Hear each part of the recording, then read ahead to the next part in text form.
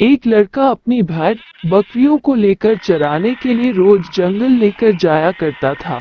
उसका कोई साथी नहीं था, इसलिए वो अकेले ही जंगल में जाता था अपने मवेशियों को चराने। वो सुबह अकेला जाता, मवेशियों को चरने के लिए छोड़कर बहुत बोर हो जाता था। उसके पास कोई काम नहीं होता था, इसलिए वो वहीं पर सो जाता था। शाम को फिर सभी भेड़ बकरियों को इकट्ठा करके वो फिर से अपने घर लौट जाता था। फिर अगला दिन सुबह बकरियों को जंगल ले जाता। ऐसे ही रोज बकरियों को सुबह जंगल ले जाता और शाम के समय घर ले आता। वो जंगल के अधिक भीतर नहीं जाता था, इसलिए जंगली जानवरों का खतरा कम ही होता था, जिसके कारण वो निश्चिंत होकर दिन में सो जाता था। वनों के ठंडे ठंडे हवाओं पर घना पेड़ के नीचे बड़ी मस्ती से सो जाता। एक दिन जब वो जंगल में बकरी चराने के लिए गया, तब उसने रोज की ही तरह जंगल में अपने जानवरों को चरने के लिए स्वतंत्र छोड़ दिया और खुद एक अच्छी छांव वाली जगह देखकर सोने लगा। उस दिन उसे नींद ही नहीं आ रही थी। अब कोई काम नहीं होने के कारण वो बहुत परेशान हुआ।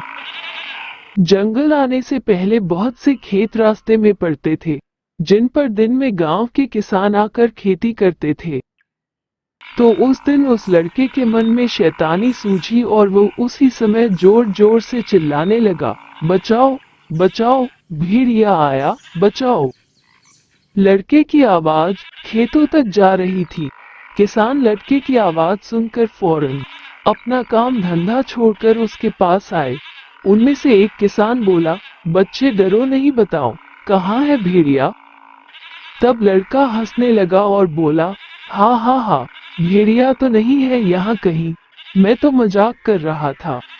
किसानों ने उसे इस बात पर बहुत डांटा और वहां से चले गए।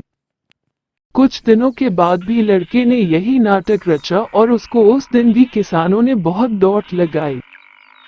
उस दिन लड़के की समझ में आया कि मुझे इस प्रकार किसी को परेशान नहीं करना चाहिए। अब उसके ही अगले दिन उस जंगल में सचमुच एक भेड़िया आ गया। लड़का पेड़ पर चढ़ गया और लड़का खूब जोर से चिल्लाने लगा, बचाओ बचाओ।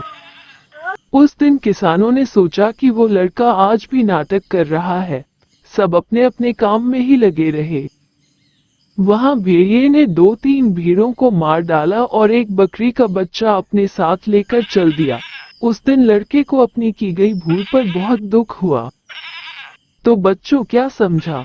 कभी भी किसी को झूठ नहीं बोलना चाहिए और बड़ों को कोई बात नहीं छुपाना चाहिए, नहीं तो एक दिन अपना ही नुकसान होता है।